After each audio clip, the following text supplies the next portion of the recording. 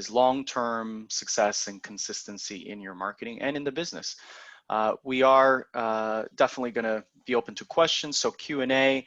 So we like to use the chat box feature. So just so that I know that you know how to use that. So if you can type in like hello or hi or good morning or a little joke or something in that chat box, just to let me know that you know where to find that.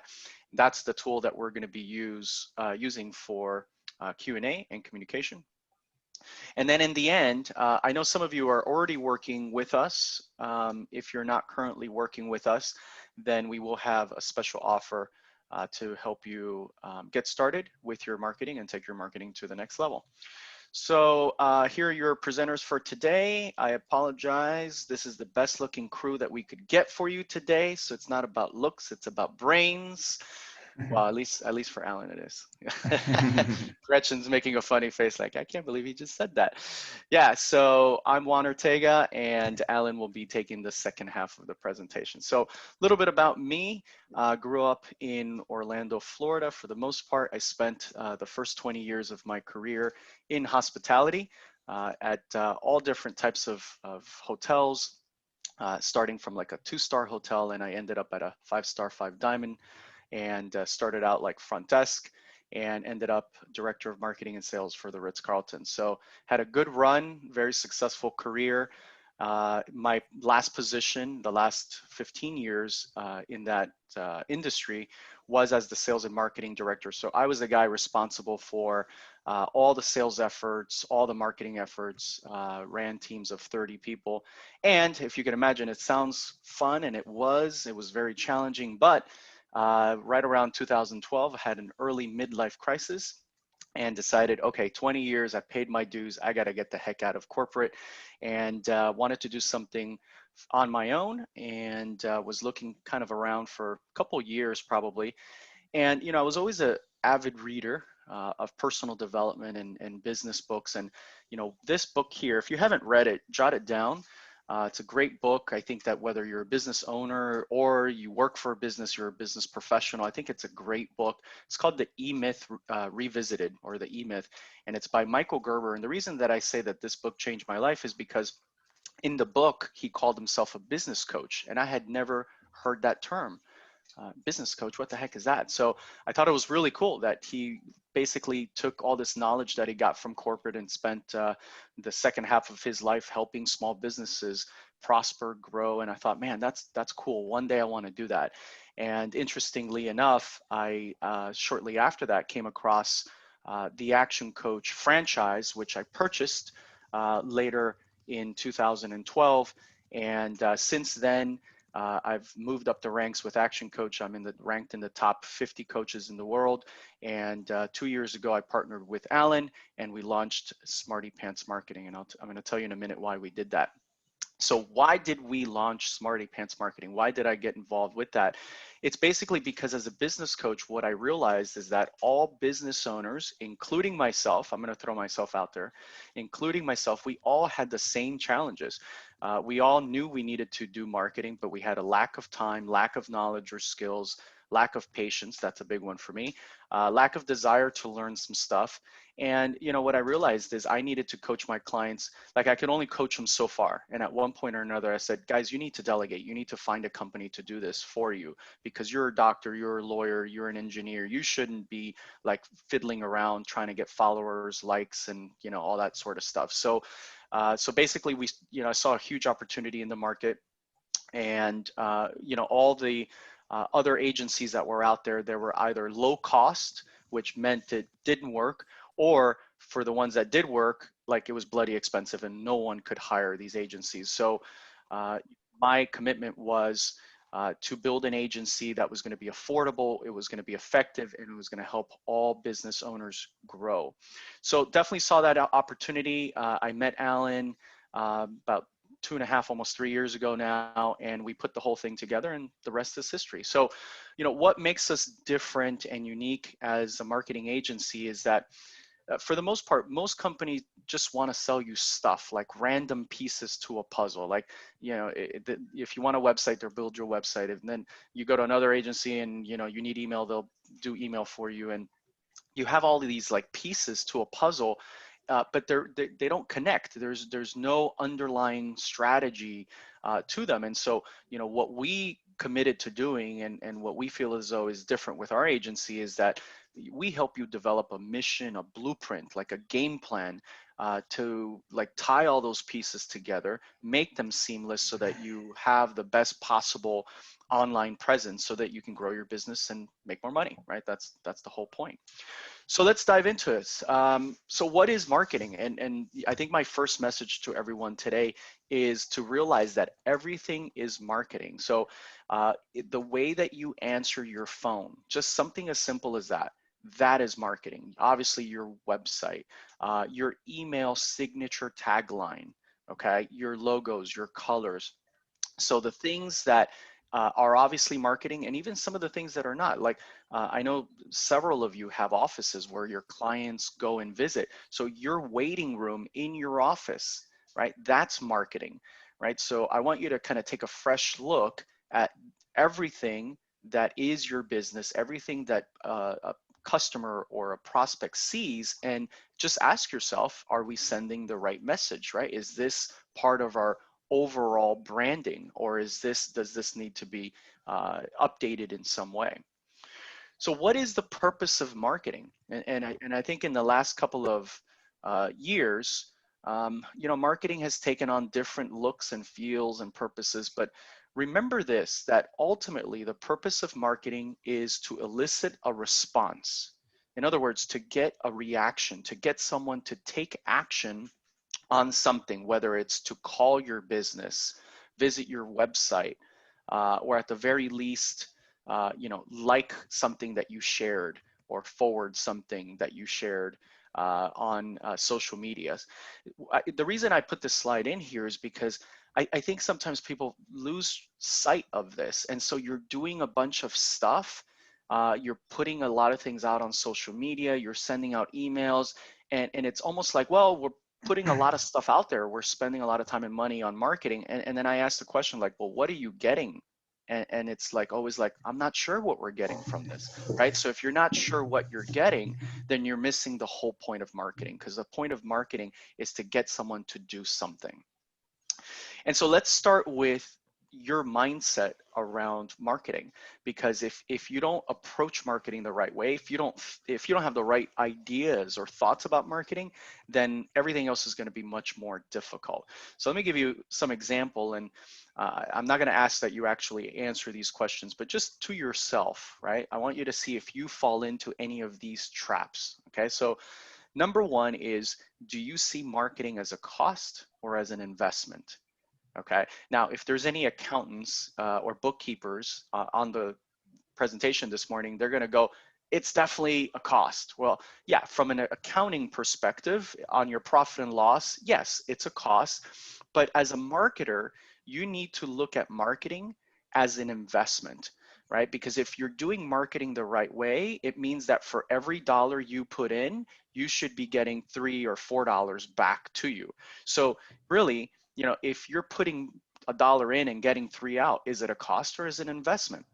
It's definitely an investment, okay? But if you look at it just like a cost, then you're going to be scared, right? And there's that old saying, scared money doesn't make new money, kind of thing, right? So you can't approach marketing with fear, because it's a cost. You got to look at it like it's something that's going to pay you back. How about the second one here? The second one is, you're always looking to decrease your marketing spend. Now that's a popular one. So, and that makes sense. If you see it as a cost, why wouldn't you want to decrease how much you're spending? But the reality is if you're doing it the right way and you know that it's an investment, it's making you money, what you should spend your time doing is figuring out ways how to invest more money into marketing. Okay, so don't fall into the trap of trying to cut, because you're going to cut your business out of business. Okay, the third one, here, this is a big one, is you pay for marketing with time and not money. And this is really, out there for the business owners that are on the call, because, let's face it, we live in a DIY kind of world right now. And, just because you can YouTube how to do brain surgery doesn't mean you should, right? There are some things you shouldn't do just because you found a video that's showing you how to do it. So the best way to pay for things is with money, not with time. Because if you're paying with everything with your time, it basically means that you're undervaluing your time. So that's a really big one. The other one is you give up too soon, right? Like you put three $5 ads on Facebook. 5 minutes later, it didn't make you money, so you quit and you never try Facebook advertising again, right? So that's not the right mindset to approach marketing. And you got to realize that marketing takes time. Marketing is not a science; it's more of an art. You got to tweak, you got to twist, you got to adjust, you got to pivot. And then, that takes time. And once you figure out how to do it right, it will and it should give you a return on investment. And what about this one here? You don't think you need it because word of mouth has always been good enough. Okay, so that's a funny one. I meet business owners all the time who tell me, well, I've been in business for 20 years and I've never done anything other than word of mouth. And they're proud of that. And I go, good for you, but why are you here today? And they go, because I need more leads. Excellent. So you're here and you're here in the right place. And imagine if you did good for 20 years, not doing anything, like sitting on your butt and like waiting for leads and referrals to come. Imagine how good you could have done had you actually done something else than just wait for business to show up. Amazing, right? So that's why marketing mindset is so important, because if you're not even thinking about marketing in the right way, how can you possibly do it in the right way? So that brings me to this slide here, is that with anything in life, it's in order to earn, you must learn. So, Alan and I get called into businesses all the time where they go, can you help us with marketing? We have a really big problem with marketing. We haven't figured out marketing or sales. And I, the question that I asked them, I go, okay, so what courses have you taken on marketing? And they go, none. What classes? None. What coaching have you gotten on marketing? None. So you haven't educated yourself in something. How do you expect to get good at it? How do you expect to get better, right? So it's absolutely insanity to think that you're going to get better at something if you actually haven't studied it, gotten coached on it, gotten trained, attended workshops or seminars, right? So obviously not you guys, because you're here today, so you understand that. But this is common, right? So the more we learn, the more we earn. So if you're looking to get better at something, right, it's got to happen through a purpose. It's got to come up with a plan, and you got to figure out what you need to learn next in order to get you to that next level. So with that in mind, one of the things that I see happening a lot is that businesses are simply not investing enough in their business or in marketing. I pulled up an interesting article about 6 or 7 months ago now, that according to the United States Small Business Administration, the SBA, they suggest that small businesses invest anywhere between 5 to 8% of their gross sales back into marketing. Okay, so I'm going to say that again. Businesses should invest between 5 to 8% of their gross sales or gross revenues back into marketing. Okay, so for those of you that are business owners, you need to go and look at your P&L and see how much you're investing and figure out what percentage. If you work for someone and you handle marketing for them, you need to go and say, hey, are you investing 8% of your gross sales into marketing? Because if they're not, it's just not enough money, right? You got to invest back into business, back into marketing. And then the other thing is you got to invest time. One of the things that I see quite a bit is again, a business owner, like they're working 60 hours a week. And then I said, what's the problem? They go, we want more leads. And I go, okay, so how many hours per week are you investing in marketing? They go, none. I go, okay, so you're not investing time, you're not investing money. How do you expect your marketing to actually get better, right? So you got to make sure that you're investing time and money into anything in order for it to improve. The other thing that I see here is like, you need strategy and you need action, right? So on the left-hand side here, you see the coach, like, before the game, strategizing. You need a game plan, you need a blueprint, you need a plan of attack. That's really important. But then you can't sit out, on the side of the field and not like go out and actually do something. Like just strategy alone won't work, right? And on the other hand, I see businesses that are all action and no strategy. You need both, right? You need both. You need to stop, think, put strategic game plan together, and then you need to go out on the field and take some action and deploy that plan, right? Both are critically important. The other thing that I see missing is whether or not you have things in writing. Okay, it can't be all in your head. Your game plan can't be that. You know, what happens if you get hit by the bus, as they say, right? You need a written game plan, because when you put something in writing, then it becomes real. It becomes tangible. You can show it to someone, and then they can help you make it better. So, as an example here, what things should be in writing? Well, do you have a business plan in writing, right? So if you're handling the marketing for a business, have you looked at their business plan, right? That'd be a pretty good thing to look at, or at the very least, a marketing plan, right? So if you got hired to do the marketing for a business, one of the questions that I think would be okay to ask is like, can I have a copy of your 2020 marketing plan? And if they go, well, we don't have one, then go, okay, go see Juan and Alan, they'll help you out, right? But again, you need something in writing. What about goals? Do you have marketing goals? Imagine being responsible for marketing, but yet you don't have marketing goals. So what are you looking to achieve? Are you looking to just create brand awareness? Are you looking to create leads or traffic or followers or likes? Like what's the end game? What is it that you want to actually achieve with the marketing that you're doing? And then once you have those goals figured out, you need to also on that plan show me what your strategies and tactics are in order to get those things done. Okay, really, really important. So make sure you have a written game plan. The other thing that I see missing a lot as a business coach when I go in and do an audit is I don't see people really keeping score. I don't see people really looking at their dashboard, the numbers. Like, would you ever fly an airplane, or would you ever allow a pilot to fly you on an airplane if he doesn't have like a set of dashboard? Like he doesn't know how high he is, how fast he's going, where his destination is. No, you wouldn't get into a car not knowing how much gas you have and how fast you're going. So, but yet I see a lot of people driving their business without a dashboard. So what do I mean by dashboard and scoreboard? So as an example is from a marketing perspective is at the very least, you should know how much you're spending on marketing. Like what is your marketing budget per month, per year, okay? You need to know that. The second thing is you need to know, are we currently getting a return on investment, right? That's really, really important. If I were like when I was a marketing director for Ritz-Carlton and for a lot of other hotels, like when I would come in, these are some of the questions that I would ask. What's our budget? Is our marketing working, right? And if it is working, I want to know if we got 10 different strategies out there, I want to know, well, which of those strategies is working and which ones are not. I want to know how many leads we're getting because of the marketing. So you should be tracking your leads by month. Okay, so if I ask you in the month of August, how many leads did you get?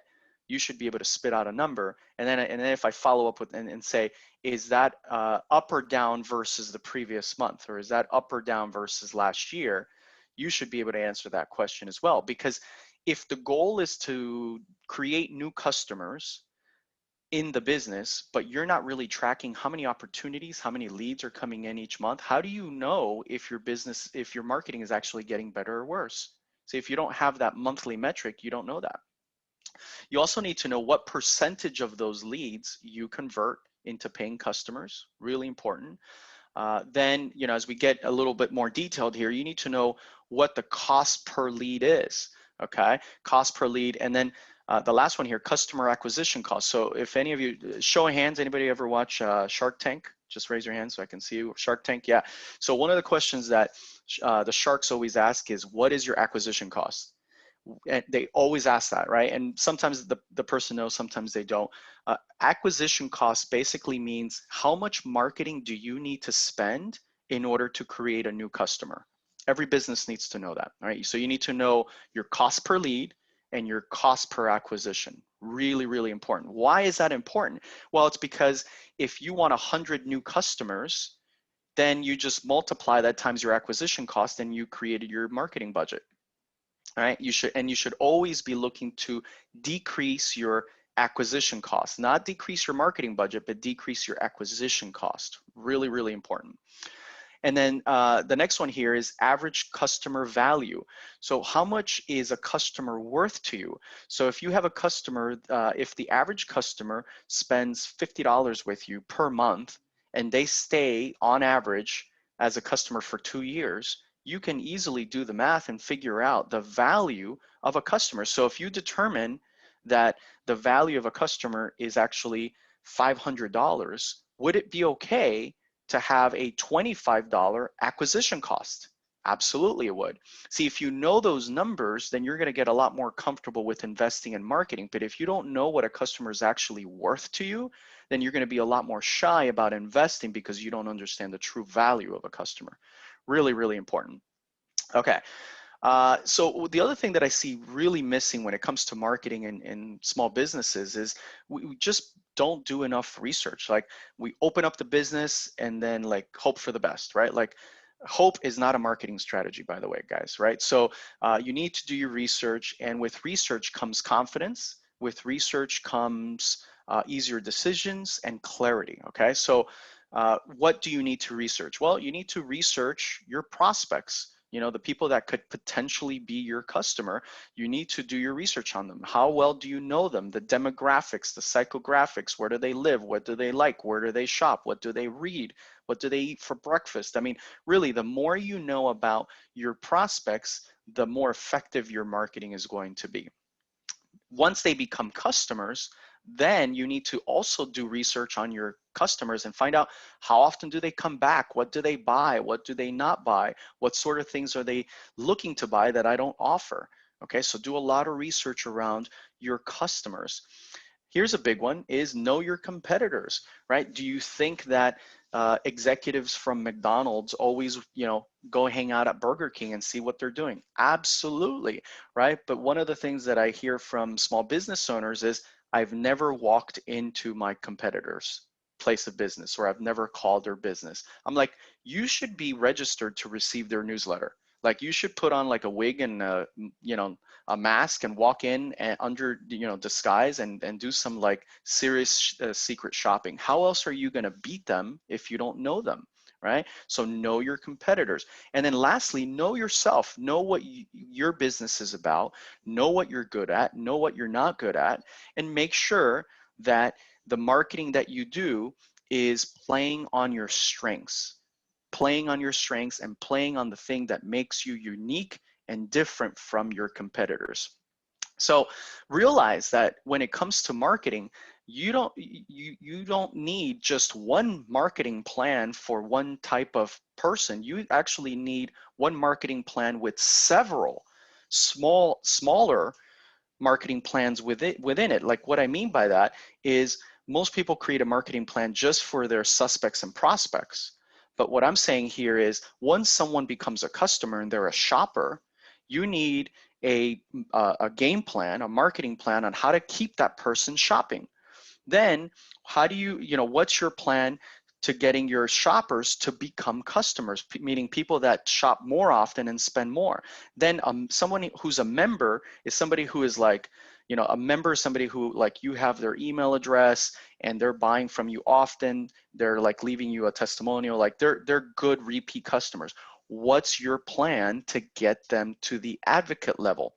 So the advocate level, these are people that are like wearing your logo on their hat or on their shirt. They're telling everybody that they, you know, who they know about you, right? That's an advocate. And then a raving fan, forget about it. A raving fan is your best type of customer. They are the ones who buy everything you sell. They're like wearing their logo on their pajamas and on their hat, and they're like talking to everybody about you. They've left a Google review. They left you a video testimony. I mean, your goal is to make everybody a raving fan, but you need to understand that there's a lot of other levels below the raving fan, and make sure that you have a plan to move these people up the ladder to reach that raving fan status. Okay, that's really, really important. So if you want more effective marketing, essentially you got to take a closer look. You got to really kind of like focus in on the things that matter most. Get clear about who you are and what you do. Right? One big thing is selling the benefits and not the features. And in this case, marketing benefits not just the features. So that's a really big important thing. If you've never studied this, it's huge. There's been tons of books written about it. What is a feature? A feature is what something is. A benefit is what it does. Okay, so let me give you an example of that. So if you look at the MP3 player, right? What is it? Well, it's storage for 1 gigabyte of MP3s, right? But if you're trying to market that, if you market it as it's storage for 1 gigabyte of MP3s, I'm telling you, no one's going to buy it. Only maybe the geeks that understand what that is, right? So when you're trying to market or sell the iPod or an MP3, you got to sell it or market it as it's 1,000 songs in your pocket. Doesn't that sound a lot more powerful to say this device is 1,000 songs in your pocket? So don't talk about what something is, talk about what it does or the benefit of that. Here's another example, right? Diet Coke. Well, what is it? It's a low-calorie drink. You can't really sell and market too much if you say it like that. So what do you got to say? You got to market the fact that you're going to look better than the person, you know, at the other side of the office, right? Because you're going to be skinny, you're going to like not consume calories. So you can't sell things because of what they are. It's all about the benefit, right? The benefit to the person. Here's my favorite one. Here's Popeye. I think everybody here is way too young to know who Popeye is, but I'm old, right? So here's Popeye, right? So Popeye is your customer. Your product is the spinach, yeah? So don't sell spinach. Don't talk about the spinach in your marketing. You need to talk about what happens to Popeye when he eats spinach. He becomes big and strong, right? So focus on the result, the outcome, the benefit, not so much your product. That's really, really key in marketing and sales. All right, and I'll start to wrap up. I know my time is almost up here. So when I used to work at the Ritz-Carlton, you know, high-end luxury experience, everything is like super duper expensive, but super, super amazing. If you've never stayed at one, you should, right? My job was to market the experience. I had to justify a $200 steak. I had to justify a $1,500 a night hotel room. I had to justify $30 overnight parking, right? So I had to really market the experience. I couldn't market a steak because you can get a steak anywhere. I had to really play on the experience. If you're in charge of marketing Rolex or Rolls Royce or a Bentley, you got to market the prestige. How is it going to make you feel to have that watch on your wrist or to drive around in that car, right? You got to market the prestige. Because if you sell it as 4 wheels that get you from point A to point B, is anybody going to buy that car? No, because the Kia does that. Does that make sense, right? So you got to market the prestige of what you do or what it does. If you sell security, right, like equipment, like cameras, what do they actually sell? They sell peace of mind, right? Same thing with insurance, right? You can't sell insurance. What do you got to sell and market? Peace of mind, security, comfort, right? That's what you're selling and marketing, not the thing, right? Really, really important that you understand that. And then the last example here is, I don't know if anybody out there has kids, but like a couple years ago, you couldn't find Elmer's glue anywhere because kids realized that they could make slime using glue, right? And all of a sudden, glue was sold out of every single store. Why is that? So all of a sudden, you know, Elmer's got really smart and they started like marketing glue with all the other things that you could do, right? So look at ketchup. I mean, you could only talk about ketchup for so long. The smart way to sell ketchup is to include recipes that use ketchup, right? Because you can only talk about my tomatoes are better than your tomatoes for so long. You got to start talking about what you can do with the product, right? So in this case, market the idea, you know, like think about what you do and then get really clever, give people ideas of what they can do with your product or service. Okay, so I'm going to leave you with what I call the marketing formula here. And remember, the goal for marketing is action. So if you have a problem, a product or sell is the solution. A product or service is the solution. So you and me, we all sell solutions. What we need to do with our marketing is we need to create pain so that people will want to make change and do something about it. We need to create vision so that we can show them what they do want, how their life will be without that problem. And we need to give them certainty. So those are the 3 things that your marketing must do: create pain, create vision, and create certainty, okay? Write that down, really, really important. So how do we do that? Through visibility. What does visibility mean? Is that I can see you. So our marketing needs to put us out there. We need to be in as many places as possible, right? So visibility means they can see you. Credibility means they believe in you. They believe that you can solve their problem.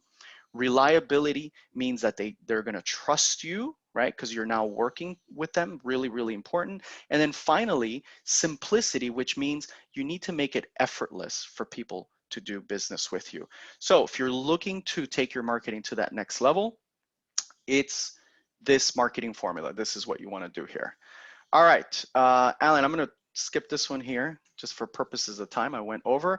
Guys, I'm going to say thank you so much. I saw you taking notes and smiling at my really bad jokes that I made, so I appreciate it. I hope you got some good value from it. And I'm going to turn things over to Mr. Alan. Alan, if you want to share your screen. Yeah, absolutely. Thanks, Juan. That was great. So, all right, now we're gonna get into my portion. Hopefully, Juan, you can see my screen, right? Yep, looks good. All right, great. So just a quick background on me before I dive into the kind of strategy and tactic portion of this webinar. So I grew up in Boca Raton. I'm a UCF proud Knight graduate. Last 10 years have all been in the marketing industry. I've worked for some big brands like the Dolphins, Breakthrough Beverage, Comcast, worked on some big campaigns with Jose Cuervo, Jack Daniels, and I've worked obviously with a ton of small businesses as well, everything from debt collectors to pest control to personal injury lawyers, all types of stuff. And then as you know, Juan and I linked up a few years back and the rest is history. Okay, so why are you guys here today, right? First of all, probably either marketing hasn't worked for you. You're not getting the results that you really want. You're on a mission to increase, your business opportunities. Maybe right now you're just getting word of mouth referrals, things like that, but you want to, get leads online. You need digital marketing to build your business, but you just don't know where to start. I get that a lot from prospective clients. They just feel it's so overwhelming. It's always changing, right? So they have no idea where to start. So which of these resonates with you, right? So what I want to do over the next 20 minutes is provide a blueprint for you on kind of the tent poles of digital marketing. And please, if you can, stay to the end so you can kind of see what we're offering. I highly encourage staying to the end so you can see, all of the slides, but also what we're offering. Okay, so let's get started here. Here we go. Okay, so why digital marketing, right? Let me just give you some kind of eye-opening stats. 72% of customers want their favorite brands to update them on social media, right? So that's really important. At least 4 businesses out of every 5 are using Google Ads and pay-per-click campaigns. Generally, if a business spends $1 on Google Ads, their average revenue they make back is $2, and that's very similar with Facebook and Instagram ads as well. The conversion rate from smartphones has increased 60 to 64%, meaning when people see an ad on their phone or on their iPad or whatever the case may be, they're likely to click through and either make a purchase, a phone call, fill out a form on your website, whatever the case may be. Also, 64% have been influenced after watching a Facebook video. Facebook has really made an effort to increase their preference for videos. They want to take down YouTube as the video giant, so videos are going to be really key going forward. And globally, over 3 billion people are active on all the social media channels. So there is a ton of business to be made on social media and digital media as a whole. So let's start with the different strategies that I think are the best entry points for digital marketing and really get the best bang for your buck. I mean, first is social media. Everyone knows social media, whether you have a business or not, right? So let's talk about the benefits, okay? First of all, the reach and visibility of social media is unlike really any form of marketing. I mean, there's just so many people on there and so many opportunities, right? Sorry, let me move that. You were able to have valuable conversations with your customers on social media. You can build community. Sorry, this is not. You can reach obviously potential customers. But one thing I've noticed with social media is a lot of people really just don't know where to get started. They don't really set their objectives. They don't set their ideal target market. They don't really study their customer avatar, if you will. So, I mean, it all starts with kind of creating a strategy. What kind of tone are you going to have on social media? Are you going to be funny? Are you going to be informational, professional, very serious? Are you going to use emojis? Are you going to have a hashtag? I work with a business now that their hashtag is a refreshing look at sports, and they make sure to use that in all of their branding, on their cover photo, their profile photo, in their posts. So what kind of a brand are you going to build on social media? You want to define your audience. I think that's one big problem I see is, people will use, or businesses will use, will kind of post and it won't resonate with anyone because they don't really know who their audience is. So you need to be able to research your demographics. A great tool I recommend is called Facebook Audience Insights. If you Google Facebook Audience Insights, you can put in any page, any interest, any demographic in the world on Facebook Audience Insights, and it will spit out what that audience look like. So let's say you want to target people that are homeowners, right? On Facebook, it will tell you what that demographic looks like on Facebook. Their age, their gender. There's the biggest statistics that you need to know about that person. It will actually tell you what that kind of customer avatar looks like. So it's a great way to get some valuable information. You can also even put in your own business page, and it'll tell you all of your followers, what they look like. You can put in one of your competitors' business page, and it'll tell you all the demographics about them. So really good tool. What about content? I get this a lot, what kind of content should I put on social media? If you have really nothing to put, one great thing is user generated content. If people are posting, tagging you in different posts, you can kind of repost what they're doing. It doesn't always have to always be serious, right? You can do throwback photos, national whatever day, national donut day, national this day, team photos as well. If you're out at maybe a charity event or whatever the case may be. Videos are only going to get bigger. Whether you have going live on Facebook, you can, if you're at an event or something like that, or you have recorded videos, maybe you have an explainer video, one of those whiteboard animation videos. Very important to put videos because Facebook prefers videos out of all other types of content in terms of the algorithm and who gets to see your content. It'll be a lot more likely that it's seen if it's video. Obviously, there's holidays, specials, discounts, promotions your company may be running. Lead magnets, exchanging, maybe you have some sort of guide or workbook that you exchange in exchange for an email address.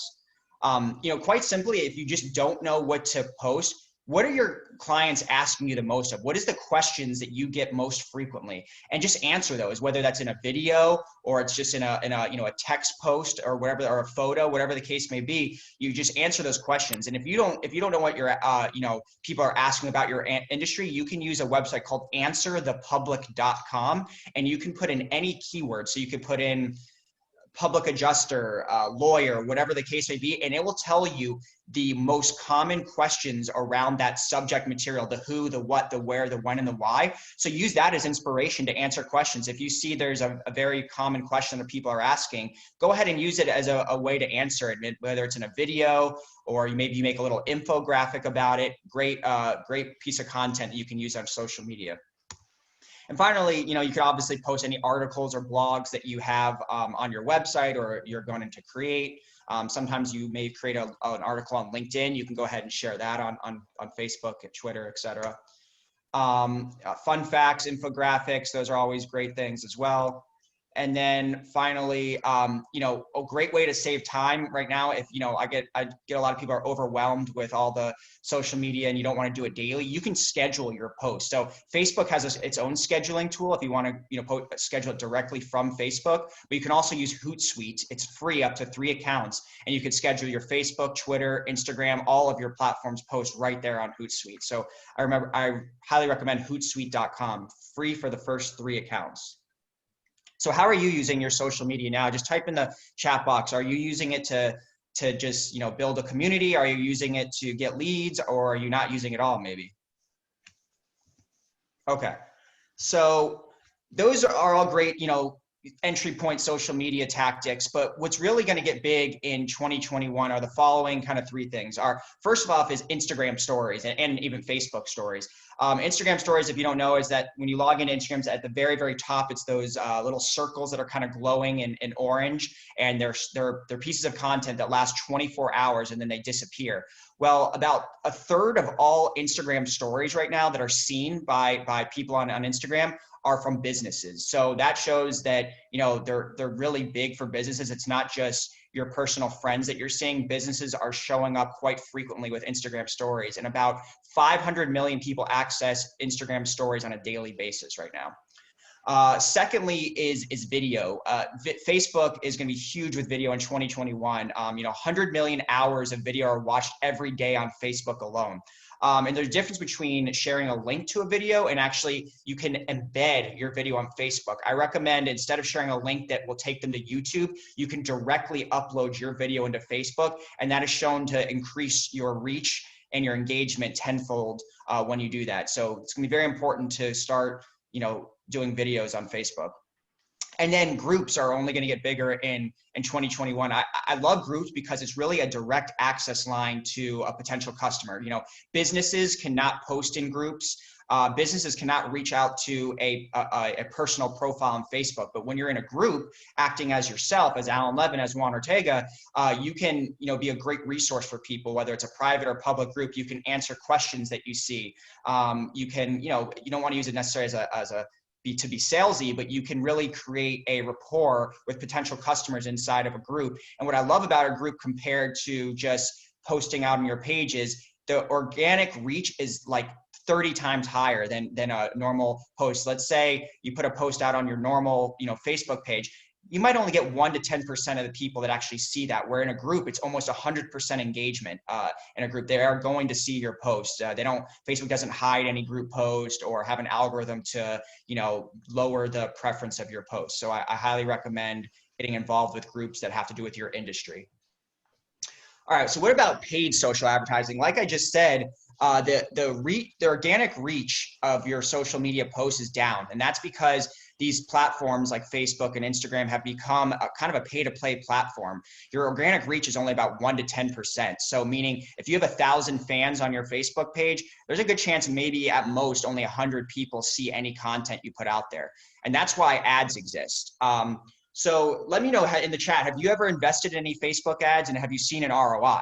Because the biggest thing I get from business owners is that their Facebook ads have failed, they don't work, they're useless. And here's a couple reasons why. You've invested in a boosted post. So a lot of business owners will get enticed when a Facebook says, hey, boost this post and you'll reach 500 more people. Well, that's the least sophisticated form of advertising. And the only thing that's guaranteed to get you is likes, comments, and shares, which may have some value, but that's not really going to get you the ROI you're looking for. You chose the wrong objective. Maybe you're looking for leads and you chose something like a brand exposure campaign, right? Your offer or your call to action is not clear. Maybe you're just kind of, you don't have a clear thing. And Facebook offers this button right here. You can see where it says learn more right there. And they give you several different call to action options: sign up, read more, watch, all types of stuff. You didn't split test. You just put out one piece of copy, one photo, and one targeting objective, and you didn't try anything else. No, you need to be trying different. If you look at this example on the right-hand side where it says how to find the best freelance writers in the business, that would be one headline you choose. Then you want to try another one with different copy. And then same thing up top right here in the body copy where it says interested in finding the very best freelancers. You want to always be trying different photos, different copy, and then you also want to target different audience bases. If you're only trying one, you are not going to find out who what works best. Your website and your ad aren't aligned. This is what I see most commonly, that you'll have some offer like free consultation or whatever the case may be. And then on your website, that's nowhere to be found. Or maybe the color scheme, the copy that you're using is not reflected on your website. If you're going to offer some sort of consultation or something like that, it better say that on the website where they land on, or people are going to get confused and maybe think they went to the wrong, landing page, or they're getting bait and switched, and you don't want that. An incorrect budget, a lot of people go in kind of under finance. There's no secret number that works, but you want to have enough money to be able to fail a little bit because you want to be able to try out different strategies and different, split testing. You didn't give it enough time. I see a lot of people turn off ads after 2 or 3 days. No, Facebook actually recommends a minimum of 4 days for a campaign. Now, that doesn't mean you can't turn off something that's, not working at all, but you want to be at least trying a new ad on top of it if you turn it off, right? The wrong audience. One of my favorite things about Facebook ads and Instagram ads, because Facebook owns Instagram, is that there is a plethora of niche audiences on there. So many interests, behaviors. I'm going to get into that in a second. And then you're not analyzing your performance. Well, there's a lot of numbers you need to be looking at to see how your ads are doing, and Facebook gives you that information. And then finally, you went straight for the sale. So many people just ask for the lead right away. No, you need to be sharing blog posts, videos. You need to do some general just brand awareness about you before you just go for a sale. And Facebook offers some great resources that people that have engaged with your ads or your content, people that have visited your website, you can actually retarget those specific people after they've already shown interest in you. So don't just go straight for the sale. You need to kind of start out by letting people know about your brand before you go, hey, fill out this form or call me. And then no retargeting, which I'll get into. Okay. So what I love also about, the benefit of Facebook ads is you're going to reach a lot more people than organic. And it's not that expensive to do that. It's extremely highly targeted. I'm going to get into that in the next slide. There's a lot of numerous objectives. You can do a video view campaign, a reach campaign, an engagement campaign, a lead generation campaign, a website traffic campaign, whatever your objective is, Facebook offers. I love that Facebook, you can, not only when you do an ad, you get placed on multiple platforms, and that's because Facebook owns Instagram. So any Facebook ad that you do automatically gets placed on Instagram. So you're kind of getting a 2-for-1 in that respect. But also Facebook has the Messenger where you do private messages, ads will appear on there now. They have a thing called Audience Network, which is a lot of third-party platforms. So your ad is going to go outside of just Facebook. It's going to be on a lot of other places, which is a huge benefit. And then there's great insights, which I'll get into it here in a second. Okay, so my favorite thing about Facebook ads is the targeting. You can target smartly, okay, which is one of the best parts about it. So right here is just some of the options. You can target by gender, age, income level, family size, if someone's a parent or not, any interest you can think of, sports, it doesn't matter, homeowner, any interest you could think of, Facebook offers. Behaviors is really good. Demographics, you can target really by any demographic you can think of, whether it's age group, race, whatever the case may be, you can target by. You can exclude certain people. So maybe you want to target homeowners. You can exclude anyone that is renting an apartment right now, or anyone that's 18 or younger. Obviously, they're probably not a homeowner. So that's great. And I told you already about Audience Insights tool. It's great tool. And there's the link for it right there. That will kind of tell you, if you don't know who your ideal demographic is, that will kind of help you learn. But Facebook's, targeting options are, bar none. They have just so many to reach whoever you're looking to get to, they offer it. Okay. So who is your target audience? Do you know who that is? Do you know what they look like by age? Are they parents? Are they homeowners? Are they married? Are they college graduates? You can do all that on Facebook. So you need to really define who that is.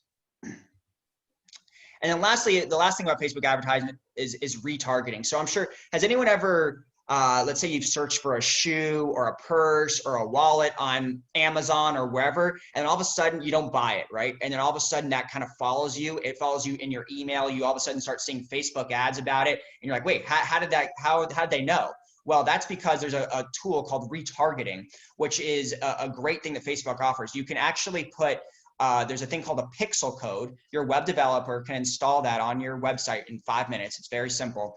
And it tracks every single website visitor you have. It tracks everything. It tells you what page they went to, how much time they spent on your website. And what you can do is you can actually do an ad specifically just to those people. So it won't reach me or whoever has not been on your website. It'll only go to those people. And it's shown, I'm gonna show you a stat right here, 90% of first-time visitors leave without converting, meaning they do not fill out a form on your website, they don't call you, they don't make a purchase. But site retargeting exponentially increases those numbers, because now you're not a cold audience. They're not, your business isn't cold to them anymore. They know who you are. They're familiar with you once they've been to your website. So when you're retargeting them, it's not random. They know who you are. So that is shown to exponentially increase the conversions, phone calls, things like that. So retargeting with ads is a very, very important feature that just is going to help you with your ROI. Okay, so moving on from average paid social advertising, next is Google. Google is a giant, everyone knows that. They right now own over 80% of all search results, meaning that, when someone's doing a search for whatever, it's on Google. I mean, Bing and Yahoo are there, but it's Google. The first thing you could do though to maximize your presence online though is if you don't have a Google My Business listing, you need one. And that's, if you look here in this first picture, that's that thing where your reviews kind of live. And that's where, anytime, let's say you search a restaurant or whatever the business is, that's where you're able to directly call the business. It has your reviews on there. It has a bunch of stuff on there. You can, if you don't have one, if you don't know if you have one, you can literally just search for your business. And if you don't see that panel up here on the right-hand side, that means you don't have one. And you can claim one for free at google.com/business. Not only can you claim it there, but that's where you make any, edits or changes and you manipulate all the features of your Google My Business page. So this is really quite simply, it's where, all of your contact information lives, your website address. You can upload photos and videos. In effect, it's actually become a little bit of a social media platform because it actually has a post feature. If you look at the second picture there, you can put, pictures and text and all types of stuff. You can do, actually even now they have a COVID-19 update section. You can put your events on there. If you're hosting a webinar or whatever, a Zoom event, you can actually put a live link on there. People can actually ask questions on there to your business and you can answer them. So it's really a great resource. You can monitor and respond to all reviews, post events, like I said, and then you could put product and service info on there. So this is a very, very important tool. And right now it's shown to get 4 times as many impressions as your website, because generally when someone doesn't know who you are, they Google you, well, they're going to see this first before they click on that little website button that's there. So it's actually getting a lot more views and reach than your website is. So it's very, very important to have this as kind of your first line of defense, your first piece of branding that people see. So, and then of course, this is where your reviews are, where people kind of, can judge you from there, right? So if you claimed and verified your Google listing, and if so, are you utilizing it? Are you putting out 1 post a week? Because posts actually expire after 7 days on Google My Business. So are you updating it constantly? Is all of your contact information correct? Your address, your phone number, all that type of stuff. So make sure that you optimize your Google My Business profile. So the next strategy is building and utilizing your email list. Email campaigns are not going anywhere. It's only going to get more and more prevalent, and the way of the future is automating your email. Okay. There's plenty of great platforms out there. I'm sure you've heard of Constant Contact and, the MailChimp and things like that, but you want one that has a bunch of different features. So you can automate it. And I'm going to get into that in a little bit here, but 59% of email respondents say that marketing emails influence their purchase decision. Now, that doesn't mean you want to spam them, but in general, emails work. That's how I got you onto this webinar. That's how, you can just update people. There's a lot of great things with that. And automating and sequence emailing is going to be very, very big. So there's platforms out there like Kartra where you can put in different sequences. Like if someone opens up the email, then an automatic another email gets sent to them. If someone never opens up the email, you can resend that email to them in 3 weeks. It's called sequential email marketing. It's going to be very, very important as we head into 2021. Another thing I love about email marketing is you can personalize it, right? You can make sure it says someone's first name. You can do custom design templates, all types of things to personalize it. And of course you could win potential customers, but maybe you don't have a big list yet. Maybe you only have 100 people. So how do you build your email list? Quite frankly, there's several ways to do that, but the best ways are you want to be have kind of almost a weekly calendar of value you can offer people. So if you can create, let's say, do a weekly podcast or a weekly blog post, or even just a weekly video with great tips and insights from your industry that people will find valuable, and post that on your social media pages. kind of blast that out everywhere. That's going to kind of be a way to kind of start up a following. But probably the best way is if you have some sort of lead magnet, whether that's a course or something that's gated, or you have a 10-point checklist, a free audit, just anything that's kind of a valuable lead magnet. What you do is you create that lead magnet that people will want to see. Maybe it's a white paper or a case study. And what you do is you do a little ad on social media, on YouTube, all the different social media profiles. And in order for that person to actually get access to your lead magnet, they have to give you their email address. You're exchanging that free lead magnet for the right to have their email. And once you have that, you upload them into your platform, and you start to build your list that way. Right. So it's very, very, important to build your list. And a great way is just having a lead magnet. You can come up with the idea and then get that lead magnet as far as the design and maybe some of the text, get it made on Fiverr, Fiverr.com. You can get it for very cheap, a nice lead magnet made for yourself, and then start pitching that out on social media and in ads, and you'll be able to grow your email list. So then once that list is, built and you feel good about it, that's when you can start, sending monthly and weekly updates, requests for reviews. Reviews are gonna be very important, which I'm gonna get into, freebies, tips, updates about your company, surveys of how you guys are doing. And then of course you can do kind of the salesy stuff. Maybe you have like some sort of holiday promotion going on, or a webinar, whatever the case may be. But that's a great way to nurture your leads, is through email marketing. And I highly suggest one like Kartra is probably one of the best ones I've used. Sendinblue is very good as well. So are you using your email marketing now? Are you using it to keep your clients updated, or maybe sending out a monthly newsletter? What are you doing to do that? And do you know your open rate? You can check those statistics. Are people unsubscribing, or are they actually opening your emails? All right, one of the final strategies I want to go over, I know we're running out of time here, is the search engine optimization.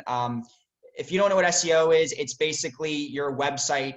How is your website ranked on Google for the keywords that are important to you? So if you're a divorce lawyer in Miami, when people search divorce lawyer Miami, are you coming up on the first page or not? Well, that's all SEO and organic. That's not ads or anything like that. So there's kind of three key areas of SEO, and that's on-site, off-site, and reviews. So on-site, there's a lot of, it's kind of technical, but there's a lot of factors. But one of the biggest things is your website secure? So if you go to your website and you can click, there should be either a little lock button. When you click that, it should say connection is secure. If not, that means you need an SSL certificate, and your web developer can install that for you. But there's a lot of other factors. Do you have keywords on your website? Like divorce lawyer Miami, if that's your keyword. Are you optimizing your images? Are they very heavy files, or can you compress those images? You want to make sure your site speed is fast. Google offers a great tool right here. I put the link just to tell how fast your website is going and how quickly your website is loading, because people have short attention spans. So Google is going to give preference to people that have, well-running websites. Having strong tags on your website. You want to use external internal links, meaning that if you talk about one of your services on your homepage, link to that service page. You want to make sure your site is a nice tree, a nice map. People can get to the pages very easily. And then external links are important too. Maybe you cite some sort of study. Well, link out to that. That's actually, Google likes when you link out to high authoritative websites like Wikipedia or whatever the case may be. You want to make sure you have no technical errors, no 404 errors. Make sure all your pages are working. There's a great tool called Screaming Frog. You can download that for free, and it will tell you if your website has any technical issues. And then, of course, you want to make sure that your website is mobile friendly, meaning that when you go on it from your cell phone, does it look the same? Are the images being kind of squished or stretched, or does the text get cut off? If that's the case, you need to make sure your website is mobile friendly, because over 60% of all searches are done from a mobile phone. So if you're not mobile friendly, you're not going to appear high in the search results. So do you have any of these things covered right now, or do you need help in SEO? The other side of SEO is offsite, and that's part of it is having your Google My Business listing, which we just went over. You want to have backlinks, meaning your Facebook page, does it link back to your website? Do all of your different profiles, do they link back to your website? Google puts a preference on that. You want to be in the various directories. Do you have an Apple Maps, Yellow Pages, Bing? You want to make sure that you have a listing on there. Um, Having a strong reputation is very important. Google puts a huge amount of preference on having good, strong reviews on your Google My Business listing page. A YouTube channel. Google owns YouTube now, and YouTube is actually the second largest search engine in the world after Google. And anytime you start to upload video content to YouTube, Google will reward you for that. So that's very, very important. And then, so that is kind of the off-site side of things. And then there's other elements of SEO that can be a little more technical, but adding monthly content to your website is very important too. Blog posts, even pages, service pages are all important. You want to have a robust website with a lot of pages that are indexed on Google, so you're found. And what you could do is you can even just search your industry. So let's say you're a mold removal expert in Fort Lauderdale. Search that and look at the first 10 pages on Google's search. Go to those people's websites, see what they're doing, and see if you can replicate that in any way. Final component is reviews. If you're not generating reviews right now, that is going to be a huge thing. Google will actually, someone that has 5-star reviews and a lot of quantity of reviews is going to be higher in the algorithm than someone without reviews. So this is something you really want to put emphasis on going forward. So obviously they build brand trust, and they can influence purchase decisions. Google has put out a study that people usually read at least 8 to 10 reviews before they actually make a decision if they want to go to your website or even call you. So reviews are very, very important. And they have an impact on local search, like I said. So if you have high quality and a high quantity of reviews, you can catapult to the top of the search rankings. Obviously, there's other factors like your website and all that, but it's a very, very big thing in outranking your competitors. It obviously improves click-through rates to your website, like I was saying. Here's another great stat. 93% of purchases begin with an online search, and then those people are always looking at your reviews. So you want to make sure that is taken care of. Okay. So how do you get reviews? I can't. One of the most simple ways is just ask. A lot of people just don't do that. You want to strike while the iron is hot. If you have a positive interaction with a customer and they enjoyed your services, well, that's a great time to ask them review.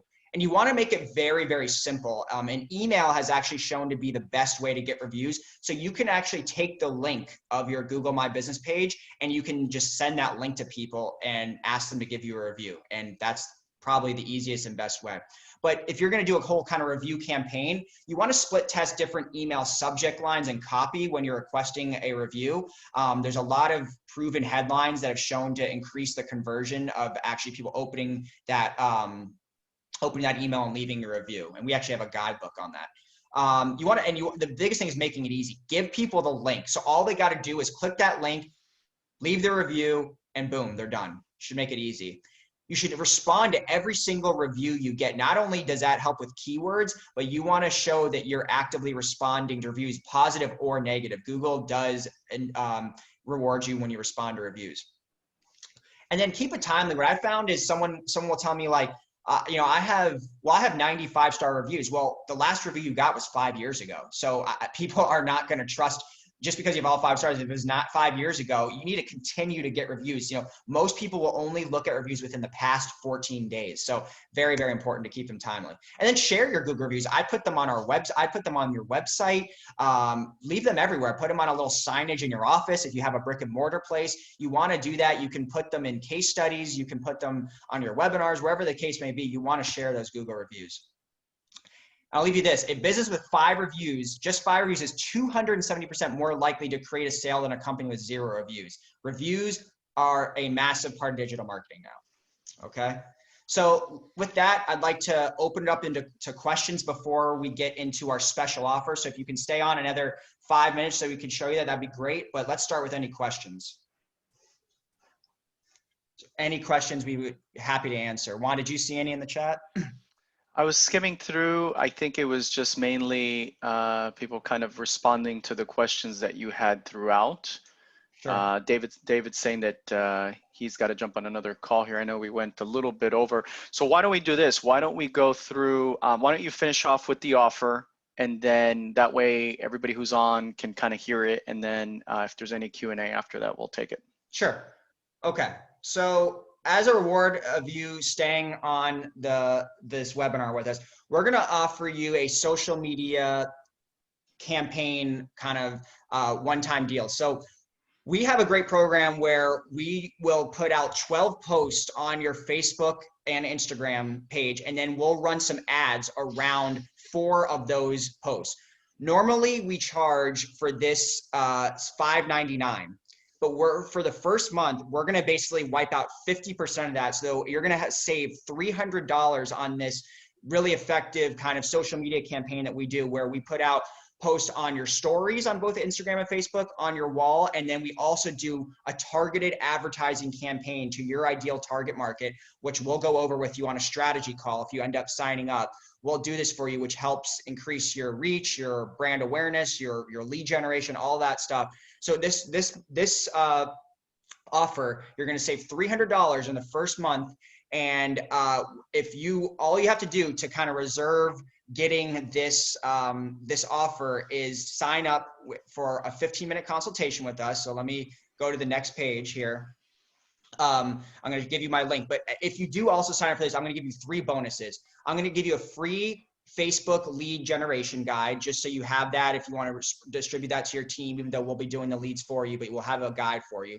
We're going to give you a 10-point marketing audit. So we're going to audit not just your Facebook and all that. We're going to audit everything we talked about today: your email marketing, your reputation management, your social media, your SEO, your website. And we're going to give you a free audit to just tell you all the points, all your deficiencies, and all the areas where you can improve. And then finally, we're going to give you access to our private Facebook group that has other business owners, where we answer monthly marketing questions. So whether you're a client or not, if you're part of this group and you have a question, we'll answer that and be a great resource for you. So all you have to do is sign up for this today. And now here's one of our clients. He's a mold removal expert who's loved our services. He's been with us for nearly a year now.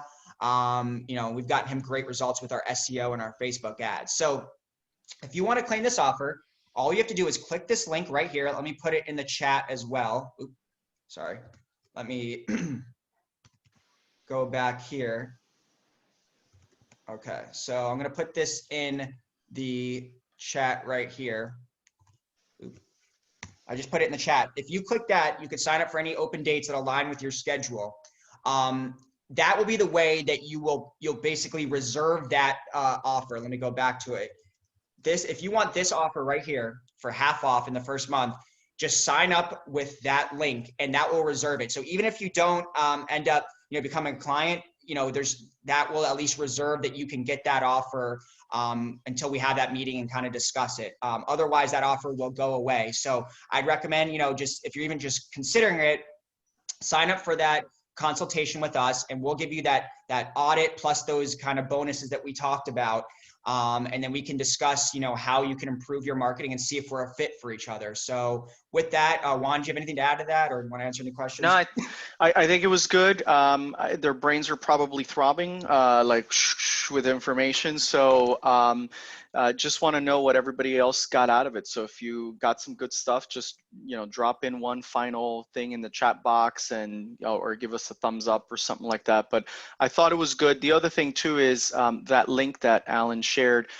You can use that just to, not necessarily to claim the offer. You can use it to claim the offer, but it could also be if you want to just have a quick strategy call and talk about your marketing, and we're happy to give anybody 15 minutes of our time to help them out. So I wanted that to resonate through the call as well. So we're getting good feedback. I think overall it was good. So I thank everybody for their time. I know we went a little bit over, so I apologize for that. Hopefully it was worth it. And we're here for you if you need anything else. Thank you so much for being part of this today. Yeah, and if like I said, sign up for that offer if you're interested. Even if you're not, feel free to here. I have my email address right here at the bottom. If you just want to email me, Alan at Smarty Pantz Marketing. That's Pants with a Z. Just a question. I'm happy to answer any questions. Or there's my phone right there. If you don't want to have a formal, kind of thing, just feel free to call me. And if you have any questions, but obviously another great way is just to be part of our private Facebook group, and you'll get access to that if you sign up for a consultation. So that's a great way to get your marketing questions answered. But I'm happy to answer any questions you have regardless, just for attending this webinar, and we'll send out a recap or the recording, I'm sorry, of this presentation if you want to watch it again. But once again, if there's no other questions, make sure to sign up for that Calendly link. Otherwise, everyone, thank you for attending and have a great weekend.